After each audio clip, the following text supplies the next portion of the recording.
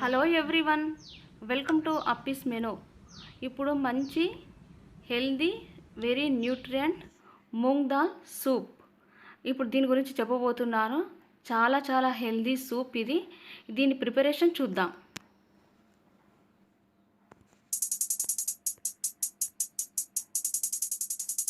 కుక్కర్లో మంచి కడిగి క్లీన్ చేసి పెట్టుకున్న పెసరపప్పును 3 టేబుల్ స్పూన్ వేసుకోవాలి. తర్వాత పావు స్పూన్ పసుపు వేసుకోవాలి. ఒక గ్రీన్ చిల్లీని ఫైన్ చాప్డ్ చేసి వేసుకోవాలి. వేసుకున్న తర్వాత 4 వెల్లుల్లి రెబ్బలను క్రష్ చేసి వేసుకోవాలి. పావు స్పూన్ జీలకర్ర పొడి వేసుకోవాలి. పావు స్పూన్ మిరియాల పొడి వేసుకోవాలి.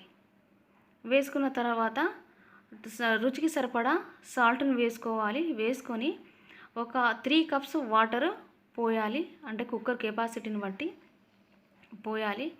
పోసిన తర్వాత 1 స్పూన్ కొరియాండర్ వేయాలి. వేసి ఇప్పుడు కుక్కర్ లిడ్ పెట్టి స్టవ్ వెలిగించి కుక్కర్ని గ్యాస్ పైన పెట్టాలి.